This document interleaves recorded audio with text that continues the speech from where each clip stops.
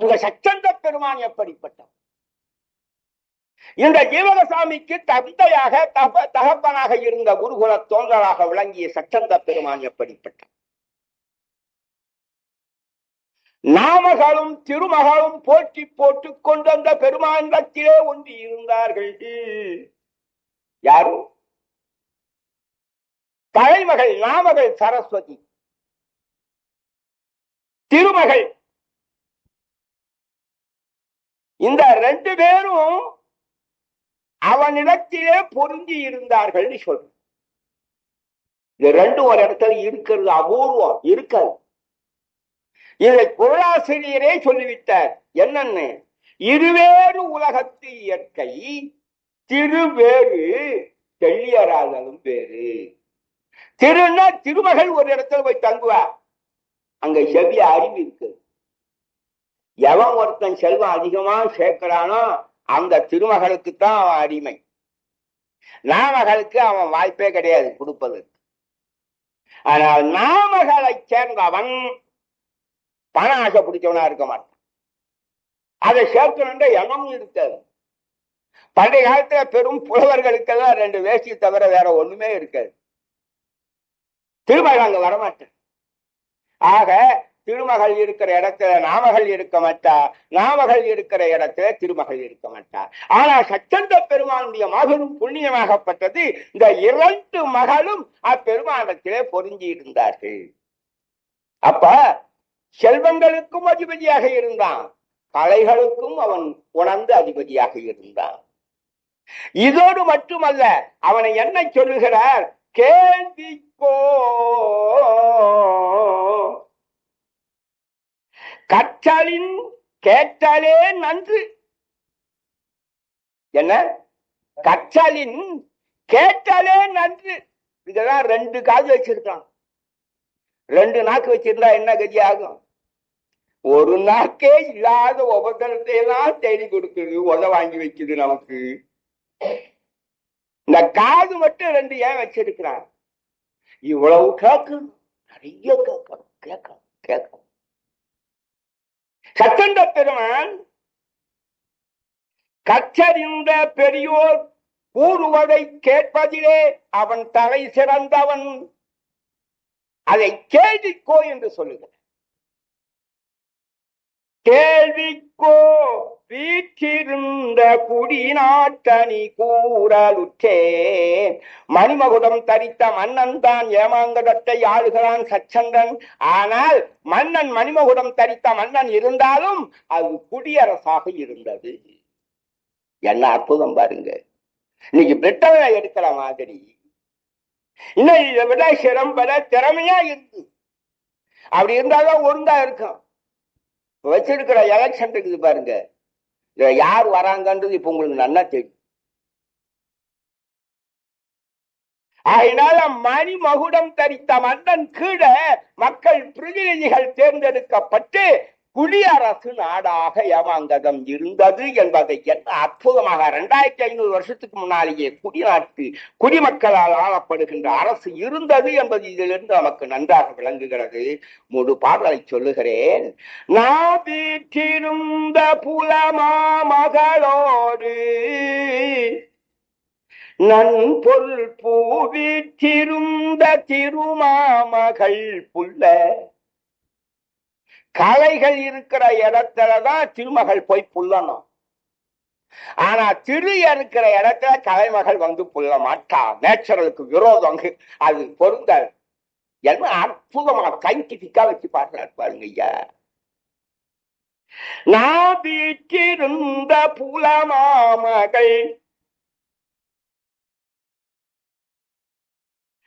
புலமாமகளோடு நன்பொல் பூவிற்றிருந்த திருமாமகள் புல்ல நாளும் பாவிற்றிருந்த கலை பாரசென்ற பாவிற்றிருந்த கலை.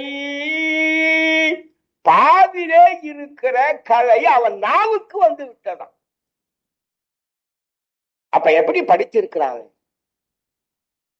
பாவிலே இருக்கிற கலைகள் அத்தனையும் அவன் நாவேறி விட்டது. அது மட்டுமல்ல, பாவி திருந்த கலை பாரல சென்ற கேள்வி கோபிச்சிருந்த அப்படிப்பட்ட அரசனாக இருக்கிற சச்சத்த பெருமான் சிம்மாசனத்திலே அமர்ந்து செங்கோல் ஓச்சுகிற கூடி நாட்டணி கூறலுற்றேன்.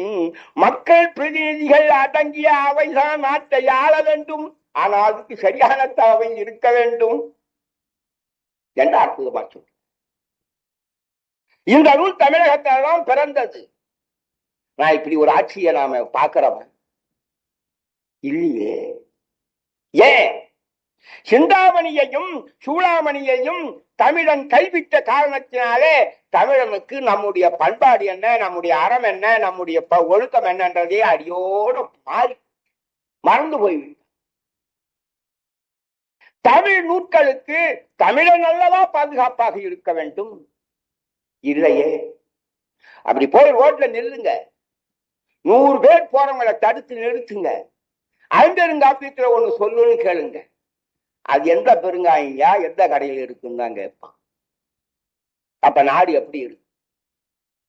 தமிழன்னு நம்ம சொல்லிக்கொள்ள முடியுதா? அந்த நாட்டிலே இருக்கிற வளங்களை சொல்லுகிறார். ஏமாந்த நாட்டிலே இருக்கிற வளங்களை சொல்லுங்க. பானை சோற்றுக்கு ஒரு சோறு பதம். அது போல ஒவ்வொரு பாடல், அங்கங்கே ஒவ்வொரு பாடலை நாம் பார்த்து கொண்டு போம். ஒரு பெரிய அற்புதமான தொடர்ந்த மலைச்சாரல். உயரமான இடத்திலே தென்னை மரங்கள் இருக்கிறது. அந்த தென்னை மரத்துக்கு கீழே கமுகு மரம் இருக்கிறது. அந்த கமுகு மரத்தை சூழ்ந்து பலா மரங்கள் இருக்கின்றன. அந்த பலாமரத்துக்கு கீழே மாமரங்கள் இருக்கிறது. அந்த மாமரத்துக்கு கீழே வாழை மரங்கள் இருக்கு. இப்படி எல்லாம் பயிரிடக்கூடிய ஒரு இடமாக அமைந்தது. தன் மாதிரி எங்கன்னா விளையுமானா இருக்கு. அப்படிப்பட்ட பிரதேசங்கள் இப்பவும் இருக்கு. அது என்ன ஆச்சுன்னு சொல்றார். அந்த நாட்டு வளத்தை பற்றி சொல்லுகிற போது இந்த ஒரு பாடலுக்கு 3 மணி நேரம் பொருள் சொல்லலாம். அவ்வளவு கருத்துக்கள் அடக்கி வைத்திருக்கிறார் தேவர் பெருமான். காய் மாண்ட தெங்கின் பதம் வீர, காய் முதிர்ந்து பழமா போச்சான். அது தென்னம்பழங்கிறார். இப்ப நாம யாருன்னா தென்னம்பழம்னு சொல்றோமோ? முதிர்ந்த தேங்காய்க்கு என்ன காய் தான் சொல்றோம், தேங்காய். ஆனா தேவர் என்ன சொல்றார்? தெங்கின் பதம் வீர.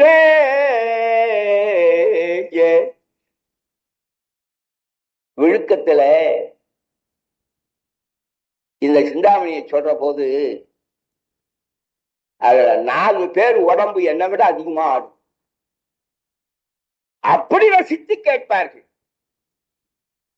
அவங்களுக்கு பேரே நான் வச்சாங்க. ஒருத்தருக்கு பீஷ்மாச்சாரி, ஒருத்தருக்கு துரோணாச்சாரி, ஒருத்தருக்கு விதுரர். அவங்க அதை மனதார ஏற்றுக்கொண்டாங்க. இங்க ரைஸ் மில் போட்டிருக்கிறார் ஒருத்தர்.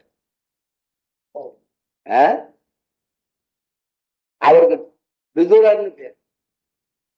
அவ்வளவு இனிமையா உட்கார்ந்து கேட்பார். வந்து உட்கார போது சிரிக்க ஆரம்பிக்கிறார் பாருங்க. அது கதை முடிகிற வரைக்கும் அந்த சிரிப்பு முகத்தில் இருக்கும். எப்படிதான் வச்சுக்கிறாருன்னு எனக்கு புரியுது. சில பேர் அதுக்கு நேர்மா அப்படியாவது சிரிக்க வைக்கலான்னு பார்த்தா கூட அவங்களை சிரிக்க வைக்க முடியாது. அப்படி கேட்பா.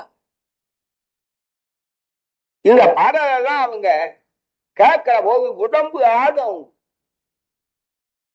காய் மாண்ட தெங்கின் பழம் வீர, அது முத்தி போச்சு, காம்பு வலுவற்று போச்சு, அந்த பழம் கீழே விழ ஆரம்பிச்சு. அப்படி விழுகுகிற போது கமுகு மரத்தின் மீது விழுந்தது. அதுகளை கீழே இருக்கிற கமுகு மரத்து மேல போய் விழுந்ததுதான். பாக்கு மரம். அந்த கழுகு மரத்தை விழுந்தவுடனே, கமுகு மரத்தை விழுந்த உடனே அதுல தேன் அவை கட்டி இருந்தது. இது விழுந்த அதிர்ச்சியிலே அந்த தேன் குண்டு உடைந்து தேன் சொட்ட ஆரம்பிச்சு. அந்த தேங்காய் அந்த கமுகு மரத்துல ஒரு மோதி மோதி அங்கிருந்து அது என்ன செய்யுது, பக்கத்துல இருக்கிற பலாப்பழத்தின் பேர்ல போய் மேல இருந்து விழுந்த தேங்காய் கமுகு மரத்துல விழுந்து பாக்கு மரத்துல விழுந்து பக்கத்துல இருக்கிற மாமரம் இருக்கு, பலா மரம் இருக்கு, அதுல நன்றாக முற்றி கனிந்து பழுத்த பலா அது அப்படியே விரிசல் விட்டு நல்ல முற்றி இருக்குது. அந்த பலாப்பழத்து மேல இந்த தேங்காய் வந்து விழுந்த உடனே அது உடைந்து உள்ளே இருக்கிற சுளைகள் பல பலன் கொட்டார். காய்மாந்த தெங்கின் பதம் வீழ கமுகுலத்தி பூமாண்டத்தின் தேன் தோடை கீறி வருக்கை போந்து, வருக்கைன்னா பலாப்பழம், அந்த வீழ்ந்த வேகத்துல அது முற்றி இருந்ததுனால பிளந்து போச்சு. அப்படி இரண்டாக பிளந்த உடனே பொலவலன் கொட்ட ஆரம்பிச்சு சோலை வருக்கை போந்து. அப்புறம் அந்த தேங்காய் பாருங்க, எவ்வளவு பெரிய குறும்புக்கார தேங்காய் பாருங்க. அது என்ன பண்ணித்தான், அந்த பலா மரத்துல இருந்து அப்படியே எகிரி குதிக்கிற மாதிரி மாமரத்துல கிளையில போய் ஒரு மோந்து மோந்து மேல இருந்து வர்றது, பின்ன ஒண்ணு மேல விழுந்துதான் வரணும். அந்த மாமரத்து கிளையில ஒரு மோதியதினாலே பழுத்து முற்றி இருந்த அந்த மான் கனிகள் எல்லாம் உதிர ஆரம்பிச்சு. வருக்கை போந்து தேமாங்கனி சிதறி.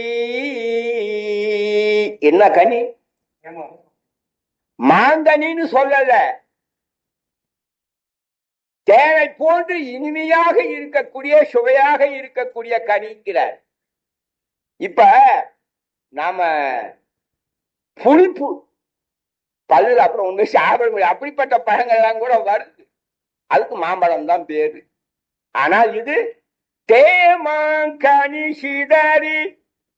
அப்புறம் இந்த தேங்காய் என்னாச்சு, அருகாமையிலே கொலைகள் நன்ற வாழை கொலை, அது நல்லா பழுத்து இருக்கு, அது உதிர்ற ஸ்டேஜில் இருக்கு. ஆனா அந்த கொலையின் பேர்ல போய் ஒரு மோதியது அந்த தேங்காய். அந்த வாழைப்பழங்கள் என்ன ஆச்சு, அந்த வாழைப்பழம் எல்லாம் கீழே சிதற ஆரம்பித்தது.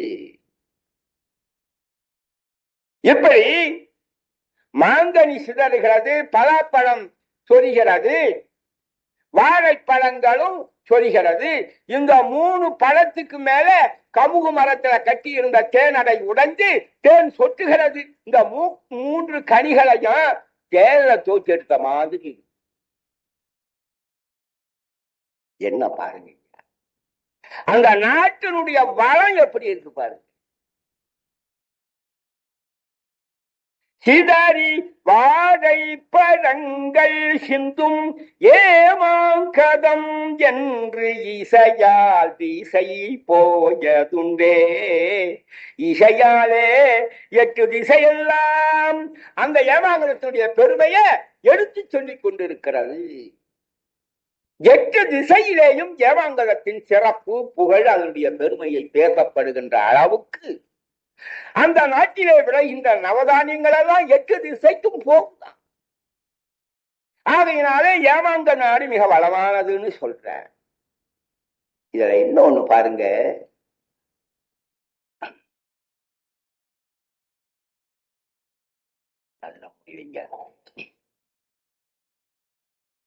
வாழைப்பழம் இனிப்பு தான், ஆனா அது ஒரு வகையான இனிப்பு.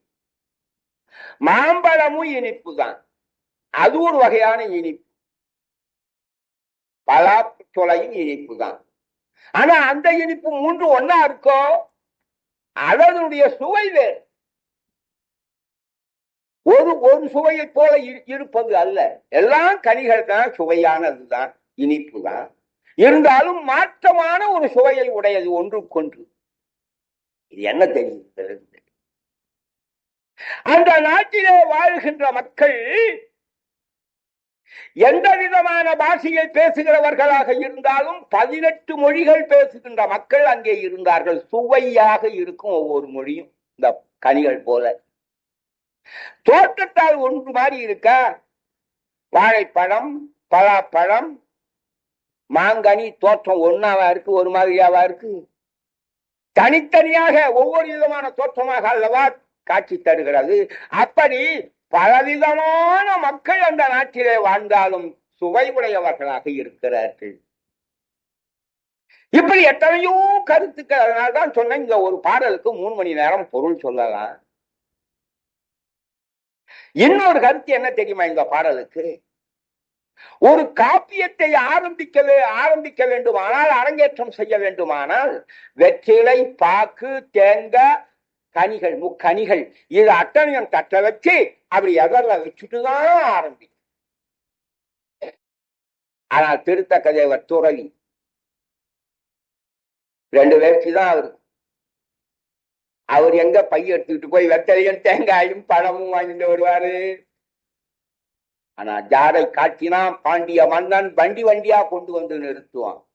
அப்படி கேட்டு வைத்து வணங்கக்கூடாது. ஆகையினால் அவர் என்ன சொல்றார்? நாட்டு வளம் சொல்ல வருகிற போதே இந்த காப்பியத்துக்கு தேங்காயும் வெத்தலையும் பாக்கும் கனிகளும் வைத்து தொடங்க வேண்டும் என்று சொல்லிலேயே வைத்து என்ன சாமர்த்தியம் பார்த்த. இந்த ஒரு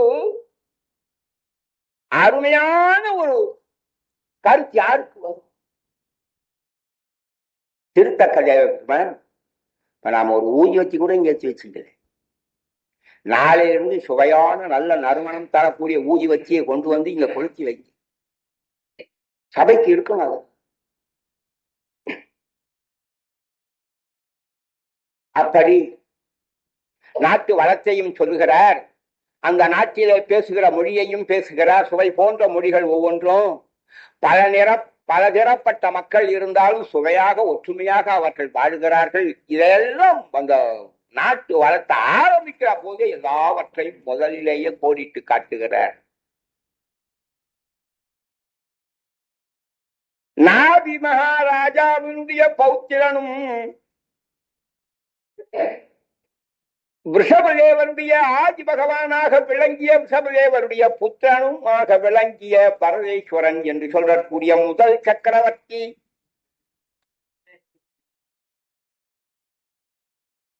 அந்த முதல் சக்கரவர்த்தி படையிலே, யானைப்படையிலே 84 லட்சம் யானைகள் அணிவகுத்து நிற்கும்.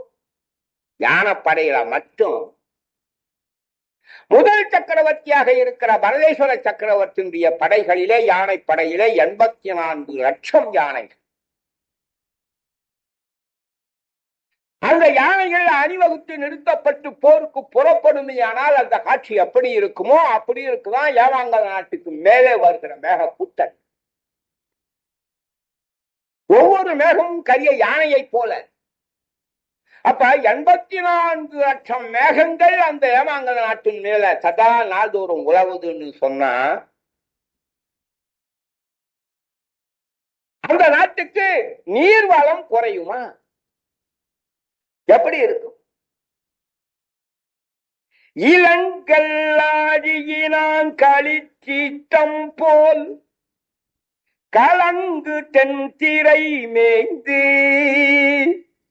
இந்த கடலிலே சூரியனுடைய வெப்பம் மேய்தான், அது அப்படியே ஆவியாக மேலே ஏறுகிறதான், மலைகளை போய் சூழ்ந்து நிற்கிறதான்.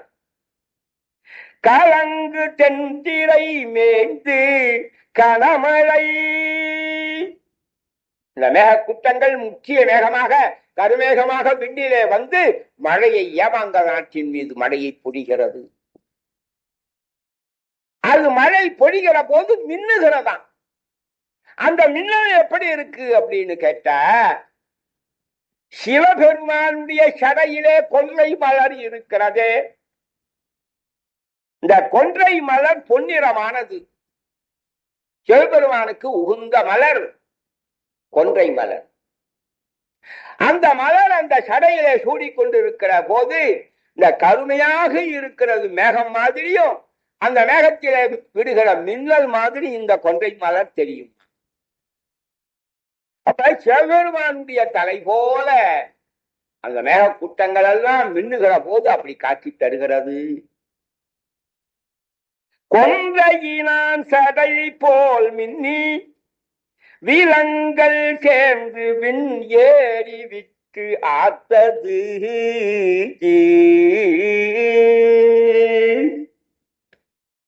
மழை பொழிகிறது. எப்படி மழை பெய்யுது? இப்ப நம்ம காலத்துல எப்படி பெய்யுது? இந்த தெருவுல மழை பெஞ்சா அடுத்த தெருவுல மழை இருக்காது.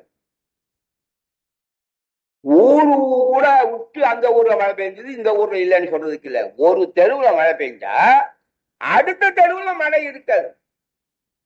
அப்படியே பெய்தால் கூட பிசு பிசுன்னு கொசு பறக்கிற மாதிரி மழை பெய்யும்.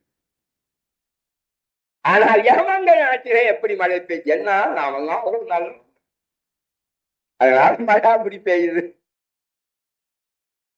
நாட்டு மக்கள் எப்படி இருக்கிறாங்களோ அப்படிதாங்கய்யா வளமே. அந்த ஏமாங்கல் நாட்டில் எப்படி மழை பெய்யுதுன்னா விஷும்புற வெள்ளி வெண்கோல் நிறைத்தன போல் வெள்ளிய உருக்கி சிறு சிறு கோள்களாக்கி 1000 பூராவும் நிறுத்தி வச்சா எப்படி இருக்கும் அப்படி மழை பெய்யுது. வெள்ளி கோள்களை போல அப்படின்னா அறாது அந்த வெள்ளி கோள்களை போல அந்த நீர் தாரைகள் எப்படி வருது? வளமான நீர் தாரைகள். அதை சொல்றார் கொடும் தாரைகள். விஷும்புற வெள்ளி வெண்கோல் நிறைத்தன போல் கொடும் தாரைகள் வான் நிறைத்து வானம் பூராவும் நிறைத்து செழுமையான கொடுமையான தாரை அப்படியே கரையேந்து பெய்கிறதா.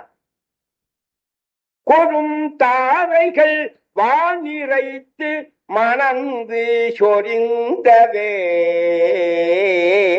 ஐயா திருத்தக்கதேவர் பெருமான் மழை பொழிகிற போது எப்படி இருக்கின்றாரு? வான் சொரிந்து வானிறைத்து மணந்து. இப்ப புதுசா மழை பெய்யற போது ஒரு வாசனை, மண் வாசனை வரும். வருதா இல்லையா? நீங்களாம் அனுபவிச்சிருக்கீங்களா இல்லையா? அதை சொல்றாரு ஐயா. வானிறைத்து மணந்து சொரிந்தவே.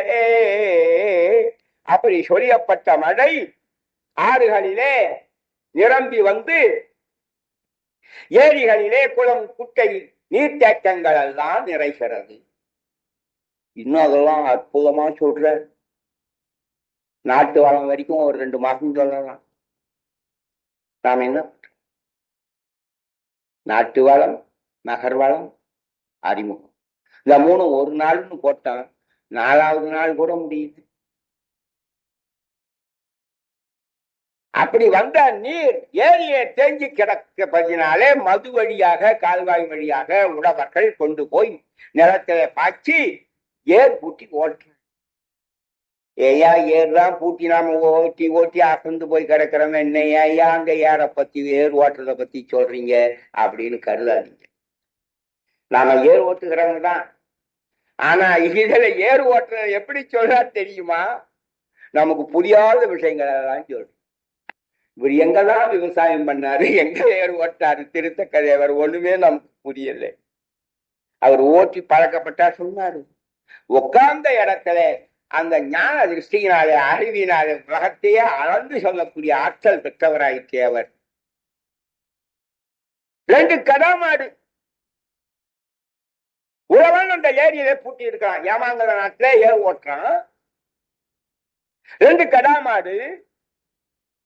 அந்த 2 கடாமாடு எப்படி இருக்கான்?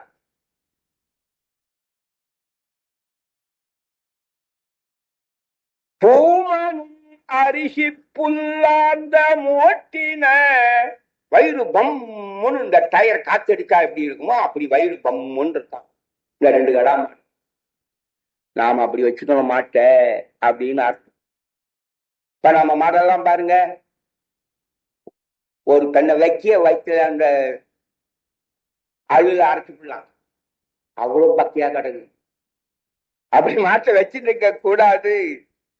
அந்த மாடு நல்ல பம்மன் இருக்குதான். என்ன சொல்றாரு? ஆந்த மோட்டின. ஏன் அப்படி பம்முன்னு இருக்குது அப்படின்னா, பூமனும் அருகி புல்லாந்த மோட்டின.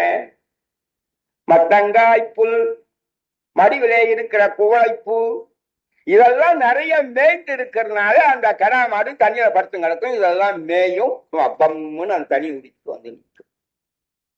அப்ப மாடை நாம எப்படி வச்சு இருக்கணும்? அந்த மாதிரிதான் கண்காணிப்பா வச்சுட்டு இருக்கணும். அந்த 2 கடா மாட்டையும் ஏர்ல பூட்டி இருக்கிறான். அது பார்க்கறதுக்கு எப்படி இருந்தான்? மாமனும் மருகனும் போலும் அன்பின.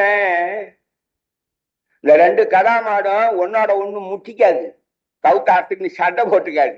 நம்ம மாடு போதும், ஏமாந்தா நம்மையும் இடிக்கும். ஆனா அந்த கடை பாருங்க, கடா மாட்டுக்கே இவ்வளவு நல்ல புத்தி அந்த காலத்துல. மனுஷனுக்கு அது இருக்கிறது கஷ்டமா இருக்கு. இந்த 2 மாடும் எப்படி இருக்கான்? 2 அன்புடையதா இருக்கான். ஒன்று வேலை, ஒன்று அன்புடையது. இதுக்கு ஒரு உதாரணம் சொல்லணுமே. யார சொல்றது? மாமனும் மருகனும் போலும் அன்பின. மாமனாருக்கும் மருமக பிள்ளைக்கும் எவ்வளவு அன்பு இருக்கும். இந்த காலத்து மாமனார் மருமகன் நினைக்காதீங்க, அந்த காலத்து மாமனார் மருமக பிள்ளை அந்த அவங்களுக்கு இருக்கிற அன்பு இருக்கிறதே. அம்மா மாமன் தாக்கையுடைய பிள்ளை, அவங்களுக்கு மாமன் பேரு, அவங்களுக்கு அன்பு அதிகம். இந்த 2 கடாமாட்டுக்கும் அவ்வளவு அன்பு இருக்கான். மாமனும் மருகனும் போலும் அன்பின. காமனும் சாமனும் கலந்த காட்சிய. இந்த 2 எருமாடும் கடாமாடும் எப்படி இருக்கு அப்படின்னு சொன்னா, ஒரே உயரம், ஒரே நிறம், ஒரே மாதிரி கொம்பு, ஒரே மாதிரி வாலு, ஒரே மாதிரி கண்ணு காது எல்லாம். அதை விட இது ஒரு 1/2 இன்ச்சு உயரம் சொல்ல முடியாது, ஒரு 1/2 இன்ச்சு கம்மின்னு சொல்ல முடியாது. 6000 7000 கொடுத்து மாடு வாங்கினா கூட ஒண்ணு தூக்காடுது, ஒண்ணு மட்டும்தான். அப்படி பொறுக்கி போட்டிருக்கிறான் அந்த உலகம். அது எப்படி இருக்கா?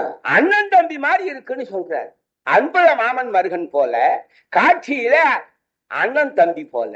இந்த அண்ணன் தம்பி யாரு? காமனும் காமனும். கண்ணபிரானுக்கு ருக்மிணி மூலமாக பிறந்த காமன் என்று சொல்லக்கூடிய பிரத்யும்னனை போல இருக்குதான் ஒரு மாடு. இன்னொரு மாடு எப்படி இருக்கான்? கண்ணபிரானுக்கும் ஜாம்பவதிக்கும் பிறந்தானே ஒரு மகன் சாமன் என்று சொல்லக்கூடியவன், அவனை போல இருக்கான். இன்னொன்னு அவ்வளவு அன்புடையது, அண்ணன் தம்பியில போன்று காட்சி தருகிறதா. தாம் இனம் அமைந்து தம் தொழிலின் மிக்கவே. இந்த நவத்தடி அப்படி தூக்கினா 2 தாலியை கொடுத்து அப்படி உள்ள போகும், கழுத்து ஏற்றுக்கொள்ளும். இப்ப இருக்கிறதுக்கு 2 ஆள் ஒன்று போட்டு. ஏன் நாம எப்படி இருக்கிறோமோ அப்படி அதுவும் இருக்கு. இது 2 இந்த கலப்பை இழுத்துக்கிட்டு போகுது. இந்த 2 ஒண்ணு பார்த்துக்கிட்டு கால் எடுத்து வைக்கலாம். ஏன் ஒண்ணு சில மாடு திருப்பி மாடு மின்ன போடும். இங்க ஏமாந்து பாருங்க, எல்லாத்தையும் இழுத்துக்கிட்டு கூட பின்னால போகும். ஆனா இந்த மாடு அப்படி இல்லையா. ஏமாங்குற நாட்டுல ஏர் ஓட்டுறாங்க, அந்த மாடு கடா மாடு தான். அது 2 எப்படி இருக்கேன், இது எடுத்து அடி வைக்குதான்னு பாக்குது, அதுவும் பாக்குது, இதுவும் பாக்குது. 2 ஒன்னா அடி எடுத்துக்குது, ஒன்னா சுமையை எடுக்குதுன்னு சொல்றேன். இந்த கடா மாட்டுக்கு இவ்வளவு ஒத்துமை இருக்கு. கஷ்டத்தை ஒன்று கொடுத்துடுறாது, நாமும் பகிர்ந்து கொள்ளணும்ன்ற எண்ணம் இருக்கு கடா மாட்டுக்கு. நமக்கு இருக்க வேண்டாமா? இந்த செய்யுள படிக்கிற போது, இதை கேட்கிற போது நமக்கு எவ்வளவு அன்பும் பாசமும் பிழைப்பும் நமக்கு இருக்கணும். அதை நினைந்து பார்க்க வேண்டும் என்றுதான் தேவர் பெருமான் இதை எழுதுற. வெறும் கடாமாட்டை பூட்டி ஏறு ஓட்டினா அப்படின்னு சொல்றதுக்கு மட்டும் அல்ல, எதெல்லாம் ஓட்டுறான். என்ன அருமையா சொல்றார் பாருங்க. இப்படி நன்றாக இந்த மாடுகளை வைத்து உழுகலாம். அப்புறம் என்ன பண்ணணும்? ஏர் ஓட்டுன பிற்பாடு நம்மளால விவசாயி சொல்லுங்க ஐயா, பட்டுன்னு நேரம் ஆகுது. நாத்து உடனே இல்லையா? நாத்து வேணும் இல்லையா? சென்னல கொண்டு போய் விதை விடணும் இல்லையா? அளவெல்லாம் இந்த உடவை இதெல்லாம் ஓட்டின பிற்பாடு என்ன சொல்றாரு? வீரோடு விளைகே என தொழுது, அந்த நிலத்துக்கு தலைவனாய் இருக்கிறவன், ஏ பூமாதேவியே, இப்பொழுது நான் சென்னல்லை விதையாக உன் மீது தூவ போகிறேன். அது வீராக நன்றாக முளைத்து செழித்து வர வேண்டும் என்று அந்த மண்மகளை தொழுது விதைக்கிறான். நாம பண்றோமா? அப்படி சில குடும்பத்துல யாருக்கிட்டோ கொடுத்துடே நாத்து விடுறா, இவரு சைக்கிள் ஏறிக்கின்னு ஏற்படுத்து. ஆனா அங்க என்ன, அந்த உழவன் விவசாயி என்ன பண்றாங்க? வீரோடு விளைக என தொழுது, போகும்போது வரும்போது அந்த போஸ்டர் எல்லாம் கல்ல போட்டு தொலைக்குது ஐயா. ஏன்னா எனக்கு எப்படி தெரியும்? வீரோடு விளைக என தொழுது, பாடல கவனிங்க. வீரோடு விளைக என தொழுது சேரமை செருவினுள், இந்த விதைக்கிறானே அந்த சேரு, அந்த சேற்றில இருந்து ஒரு மனம் வரணுமா, அந்த அளவுக்கு அது பழுத்து கருக்கணும்.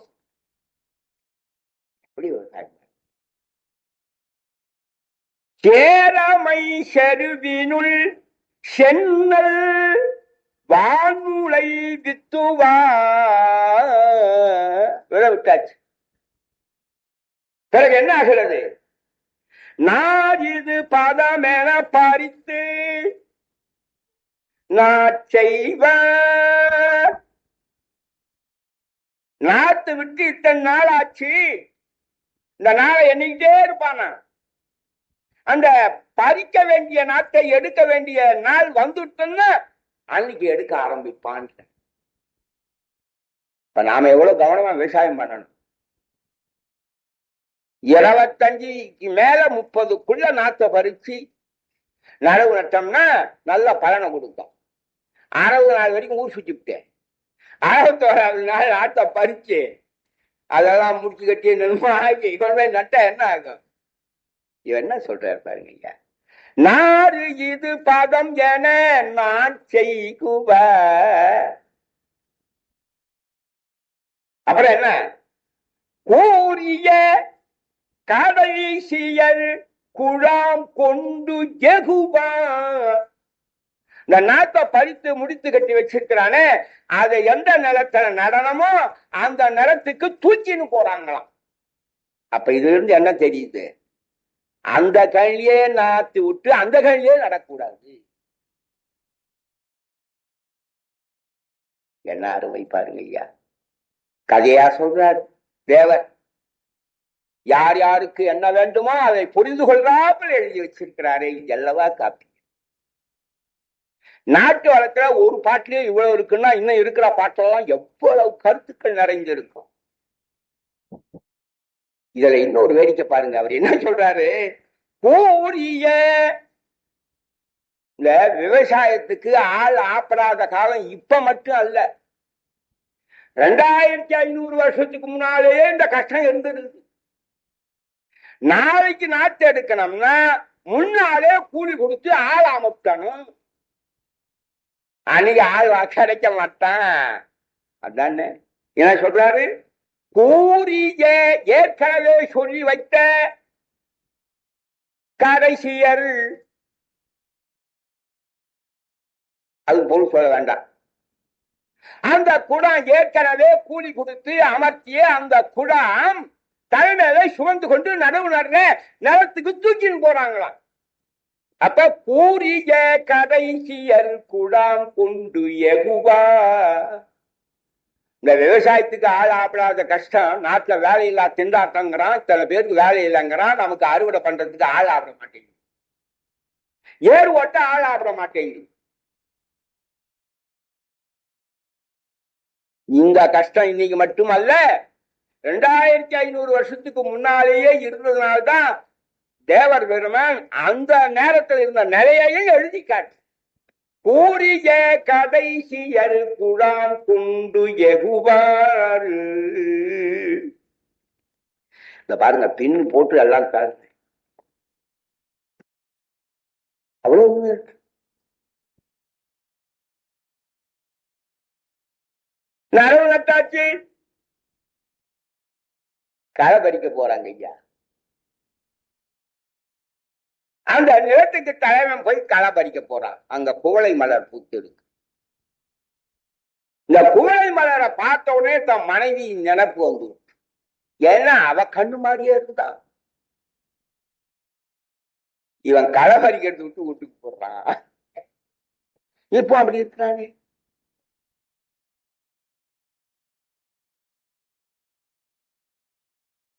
அப்படியெல்லாம் சொல்லிக்கிட்டே வந்து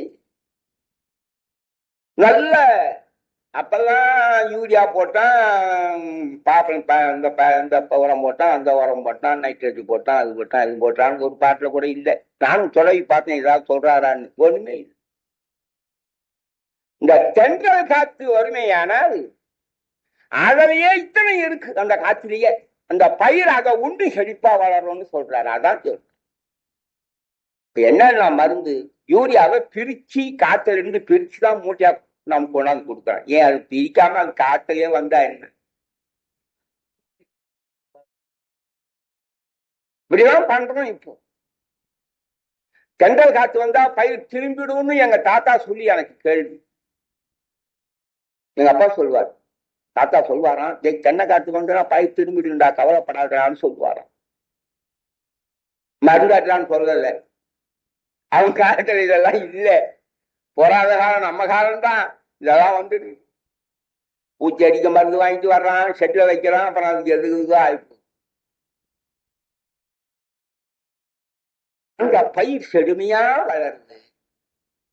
காற்று தந்த காற்றிலே ஆனந்தமா அந்த காற்றோட சேர்ந்து ஆடி பாடி மகிழ்ந்து அப்படியே பிரமாண்டமா விளையாடிட்டு இருக்குது. அத சொல்றார் தேவர். அந்த தோற்றம் எப்படி இருந்தான்? ஒரு பச்சை பாம்பு நெளிந்து நெளிந்து நெளிந்து வளைந்து வளைந்து வேகமா போனா அது எப்படி இருக்குமோ அது போல இருக்கான். பச்சை பசேரண்டு அந்த பயிர் அப்படியெல்லாம் தலை தாட்டி ஆடி பாடி தென்றலோட மகிழ்ந்து கொண்டு இருக்கு. சொல் அரும் சூர் பசும் பாம்பின் தோற்றம் போல். கருவுற்ற பாம்பு. அந்த பாம்பு எப்படி வளைஞ்சு வளைஞ்சு எப்படி போகுமோ அது போல தொண்டை கதிர் அந்த தென்றலோடு சேர்ந்து ஆடி பாடி மகிழ்ந்து கொண்டு இருக்கு. அது என்ன ஆச்சு? மெல்லவே காரி இருந்து இன்று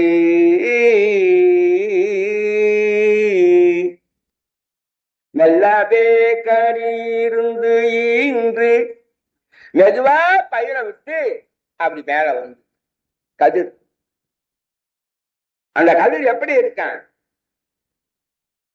மேலாளார் செல்வமே போல் தலை நிறுவி. நாட்டு வளம் சொல்றாரு ஐயா. இந்த பயிரை பத்தி தான் பேசுறாரு. ஆனா எப்படி இருக்குன்னு சொல்றாரு. என்ன அருமையான நீதிகளை இங்க சொல்லிட்டு போறாரு. அப்படி பயிரை விட்டு அப்படி தலை நிமிர்ந்து கதிர் வந்து அந்த கதிர் எப்படி இருக்கான்? நல்ல குடியில் வாராத செல்வந்தர்களை போல ஆணவத்தோடு அப்படி தலை நிமிர்ந்து நிக்குதுன்னு சொல்றேன். கீழ் மக்கள் செல்வ செருக்கால் தலை விரித்தாடுவது போல் தலை நிமிர்ந்து நின்று. அப்ப அறுவடை செய்த என்ன ஆகும்? 1 மணி கிடைக்குமா? பயன்படாது. அத போல செல்வம் நல்லவர்களிடத்துல இருந்தா அது தனக்கும் பலருக்கும் நன்மையை செய்யும்.